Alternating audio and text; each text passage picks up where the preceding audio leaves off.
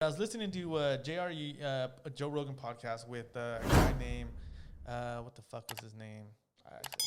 Andrew Huberman. Huberman? I don't know. Well, he works on the brain. I don't know what you call that. Fucking neurologist, I guess. A brain scientist? Yeah, brain scientist. Yeah, let's call him that. But anyways, he was talking about, I mean, he's going into all kinds of shit about the brain, but eventually he gets to this point where it's like, okay, well, we know how the brain works. We know how to manipulate it. We know how to, they're talking about left brain, right brain, conversion, diversion, all this shit, right? And he's like, yeah, now we know how the brain works. Now we need to educate the kids so that way they can grow up and the kids are the future and blah, blah, blah, blah, blah, right? And automatically when I'm watching this, I'm thinking like, well, of course that's how it is. And these motherfuckers that are in power that are fucking manipulating us all the way down to an educational level, they know that too. And they've known that for a very long time. And that's why our kids are growing up in the education that they're growing up in now. Because they want them to be the way they're educated now. They educated us, you and I, the way they wanted us to be educated so that we can go into the workforce and fucking be, slaves into this fucking system, right? And they know that. And so it's like, how the fuck are you barely getting this? Yeah, of course we know this. Yeah, but I also think it's, man, when you're in a world, like of just food and big houses and fans, and every need is there, every want is there. So that's even crazier, that every want's there. Right. That it's, and you're not exposed to that. It's hard to even comprehend, or you might go, oh, poor guy. But anyways, I want to go to Starbucks, and right. And even on the lower level, we do that. But do you know the story of Buddha? No, not necessarily. You know of Buddha? Of course, yeah. So Buddha, I'm not no expert, but I know a little thing here and there. It's not really a religion. We all think it's a religion. It's a philosophy, I guess, basically. But and I met a few here and there, some in America actually, and they, Buddha, his family kept him in this big palace as a young kid and didn't expose him to anything negative. And I forget the reason why, but they kept him in this beautiful. They're privileged? Oh, they were like, they were like a king, or I don't know. Okay. They were very like a high level, fucking one of the highest levels in India at the time. And at least in that region of India, which I don't know. But and they kept him in there, and he just lived a good life. And he got older. He had a wife and a kid, and he one day decided, I'm going to leave the walls, and then just left. And had his servant take him out on a fucking, he was probably a little cart or something. And sounds like Princess Jasmine. Yeah, definitely like that status for sure. Okay. And he went out and he saw an old man walking, and he was like, what the fuck, to his servant? What's going on? He's like, well, we all grow old and die. Oh, shit. And he's like, what, I'm going to grow old? He's like, everyone does. He's like, what the fuck? Because his parents just sheltered the shit out of this beautiful palace.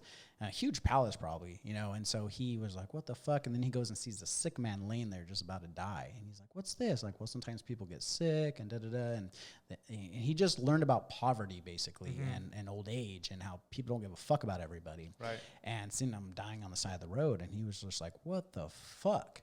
So he snuck out of the palace one night and disappeared. Left his wife, left his kid, and went in search for what's the reason for living if you're going to die. Right. Or get sick. What's the purpose of life then? Why even try today if that's the end goal? Or the end, not the end goal, but the end. Just the end. Yeah, right. END. And then he fucking went out and he just wandered, and he would meet these India's very spiritual since day one, meet these spiritual people and hang out with them, and these people, and he would spend years with them and then leave. He was like, I still don't feel like I fulfilled that thing. And then so he learned about all these different types of meditations, all these type of mantras, and eventually he just was like, fuck it, went out on his own and sat under, I forget what type of tree, but sat under a tree and fucking just didn't give a fuck about food. And when he was in India, you die now, but in India, basically Buddhism is like, get rid of desires. Desires create unhappiness. Okay. Food, whatever.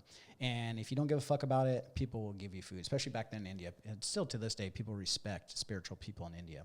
So they're like, you give them food if you see them, and because they believe in reincarnation, all that shit. Right. But so he went out by this tree and just did nothing and calmed his mind, didn't think about anything, and got enlightenment and disappeared. When you're enlightened, apparently you disappear. But That's Buddhism. And so but before he did that, he created these rules of what he learned and established some Buddhist rules. Okay. And that's how the philosophy started. You know what? Speaking of which, man, I don't meditate. Do you meditate, Jay? I have recently, actually. I used to. I haven't. It's always like the list of things I need to, right. I'm gonna stop partying, But resolution. Let's talk about the Gateway experience that the CIA released and the documents, and I sent them to you. Yeah, I sent them to about 4 different people. One replied, and you actually talked about it, and it's a lot about meditation and how you could leave this physical world. Right. And it sounds like conspiracy, but CIA released it. So when the government's releasing shit, that used to mean it wasn't a conspiracy.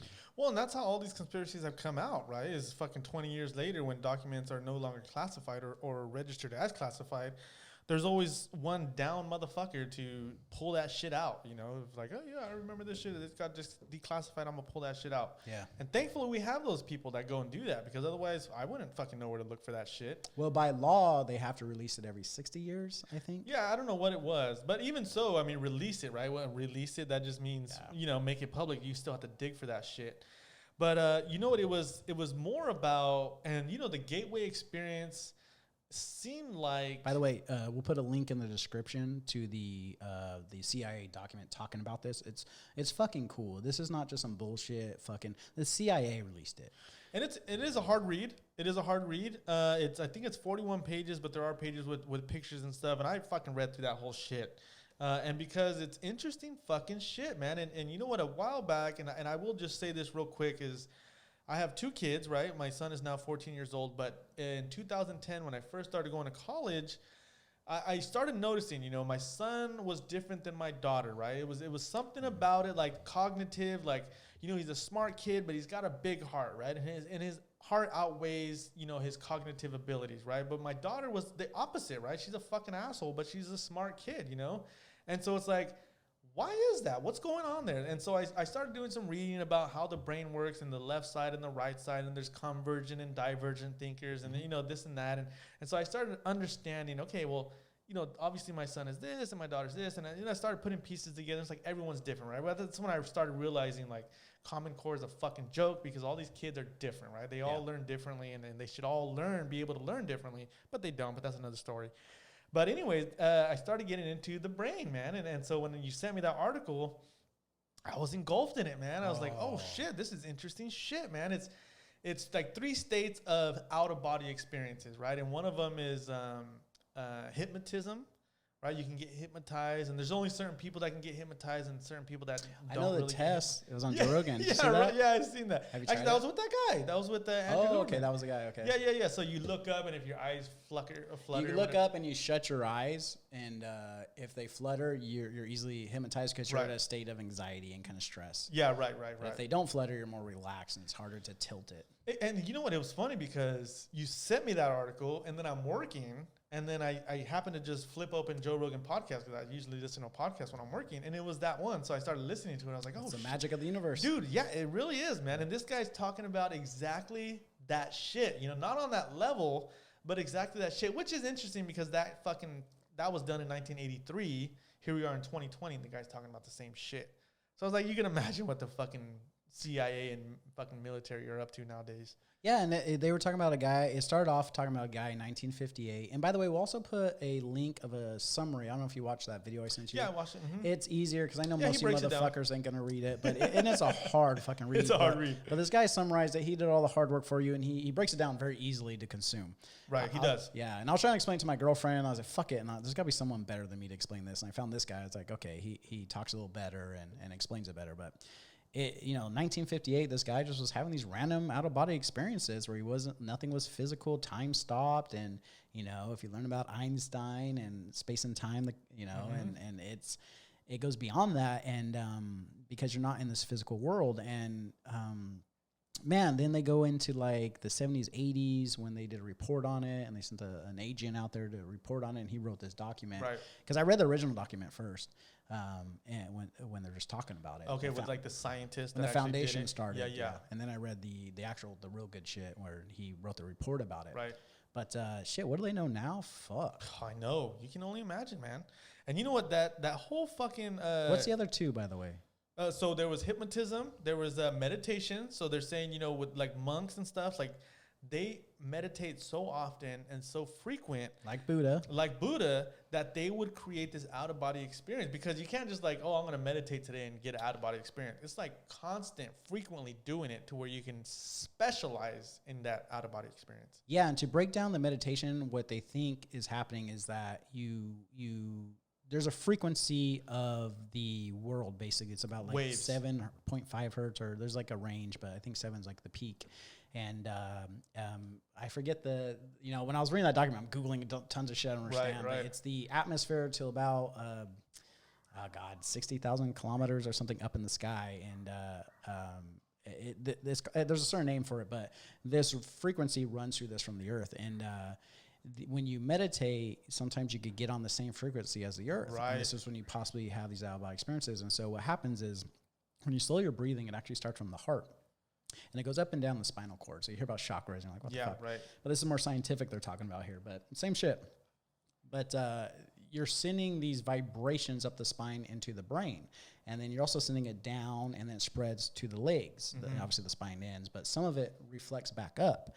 And so when they hit, it creates a certain vibration, and then it affects the liquid around between the skull and the brain that the brain's held in. Right. And then that creates, so the brain is having this vibration, and also the heart, which is meditation on the extreme level.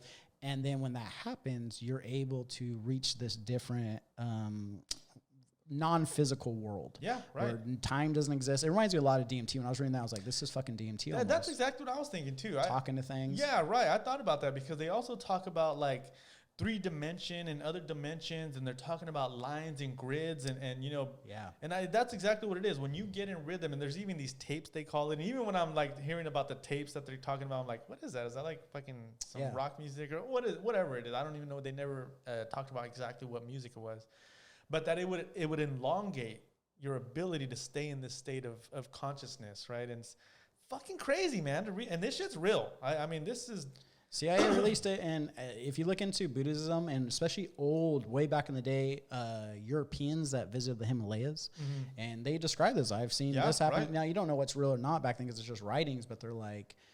There's like the rainbow thing. It goes around a person. They have this body they dug up, and the body hasn't really aged much, and he's been dead forever. This famous monk, you know. And there's a lot of cases like this: levitation, multiplying themselves, moving rocks, you know. And you have these Western people documenting like, fuck, there's like, you know, they're moving rocks, boulders, magic. Yeah. But no, man, these motherfuckers know. And they've known since the dawn of time how to do this shit. I mean, Chinese, you hear about old Chinese stories and time traveling and 100 and 200-year-old emperors and shit like that. It's like... And I'm not even going to press the fucking conspiracy button because this is CIA documents, and it sounds fucking crazy, but it's 2020. Like, shit's getting crazy all the time. Nothing's crazy each anymore. month. But it's fucking cool because it talks about... If you could get comfortable enough to reach this higher level, you meet your higher self. Right.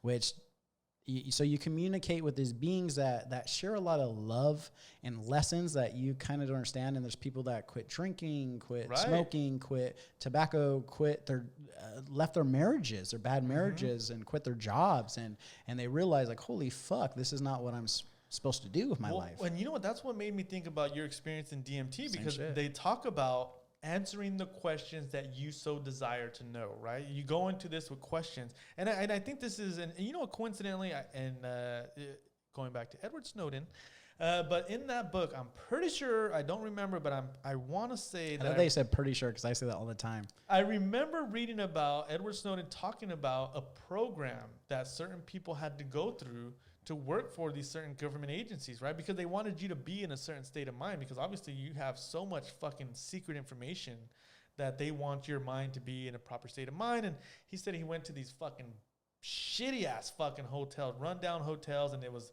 all about the training the brain and training the mind. And it reminds me of that. I want to say he said Gateway, but I could be wrong.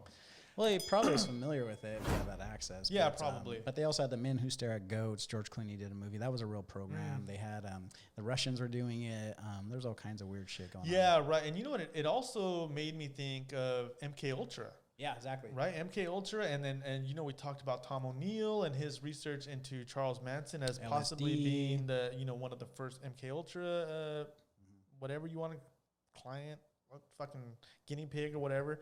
But dude, just crazy, bro. And the fact that is real, like people know this shit, and so you think like I always think about this shit too. Like you hear all these rappers and famous celebrities talking about like weird ass shit, and it's like, are they a part of this shit? Like, do they know something that we don't know about out of body experience and experiencing different dimensions? Because they're also talking about time traveling and all kinds of crazy. You can see yourself in the past and future. Right? Yeah, exactly. So it makes you wonder if you could alter your past to be better ahead of the game. But Kevin Hart always comes to mind because he talked. I don't know if he said. I think he said white people or just the rich people, but he said, "Damn, there's levels. Like I got famous. I thought I knew some shit, but then I got really, because he's fucking famous. Yeah, right. He's like, I got really famous, and there's doors they open to you. And he's like, I'm a black man. They open the doors for me. So you reach a peak, and they open the doors for you. Interesting. And I always wonder, tell me more, motherfucker. Right. But I don't know. But shit, maybe it was just Epstein's Island. I don't know.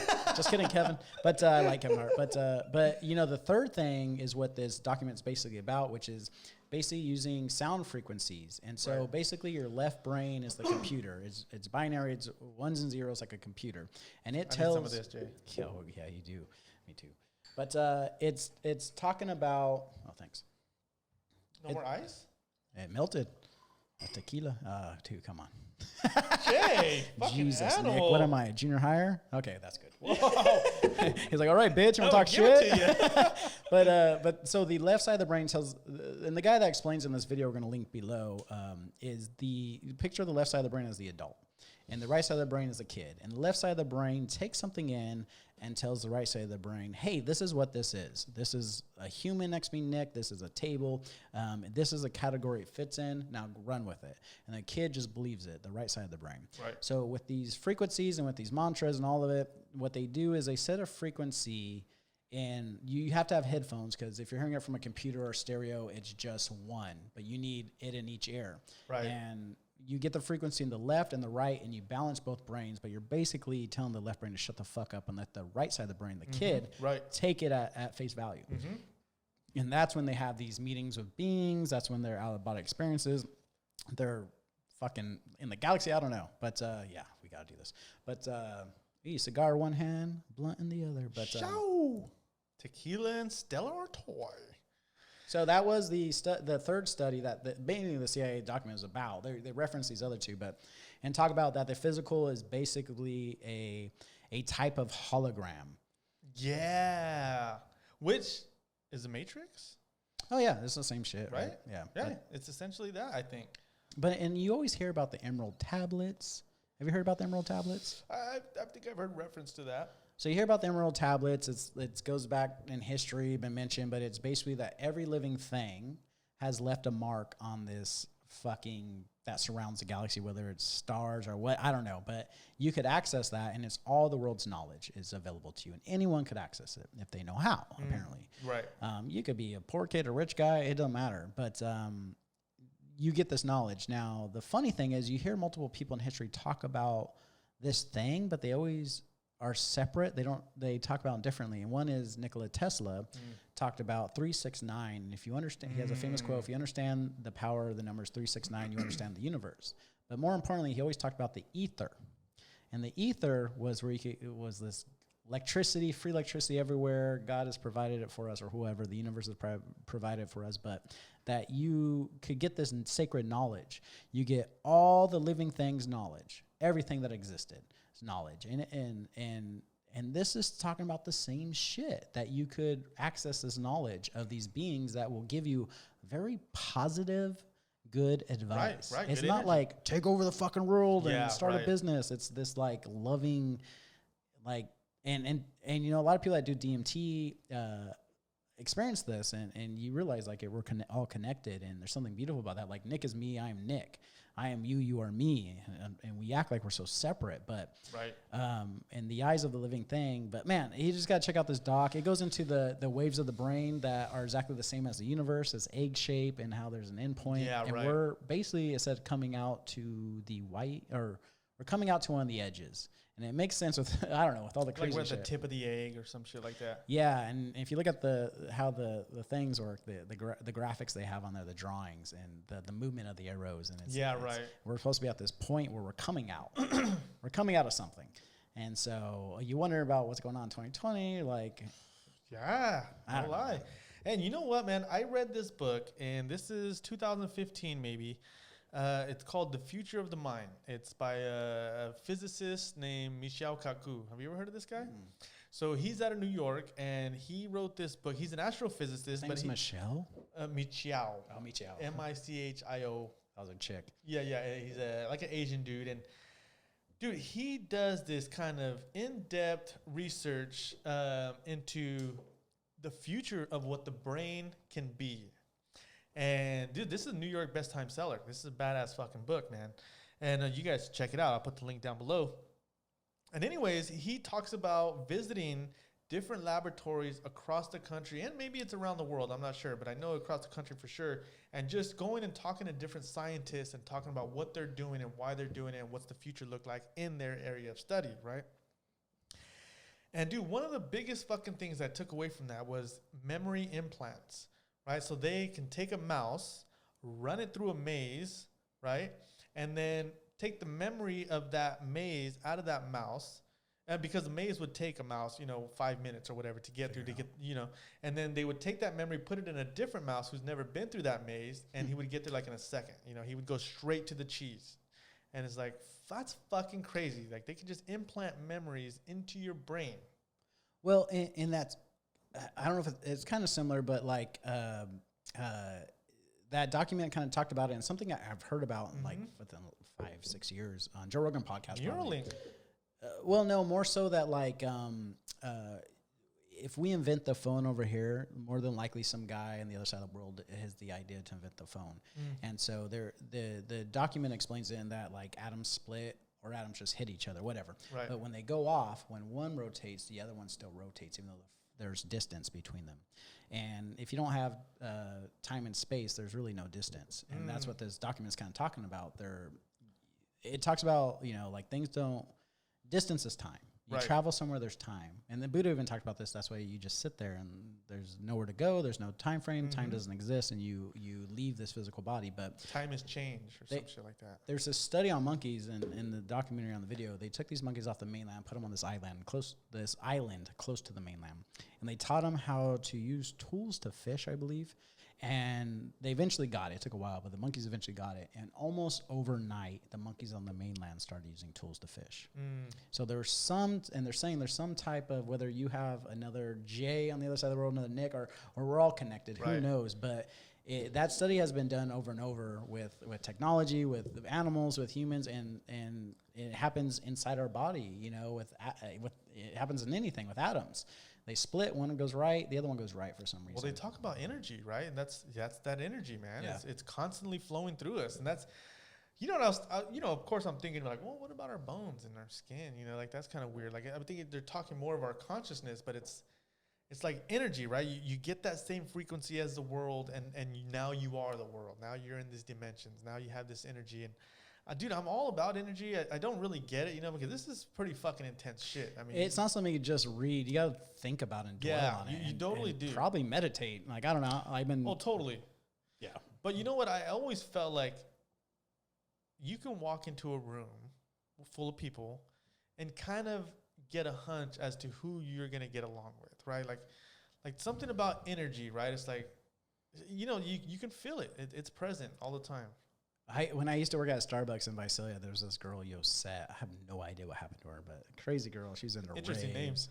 Yeah, Cuban chick, and she we became buddy, but she would always go with these fucking. I don't know. I was not down with that crowd, but it was like this raver party, like hippie crowd.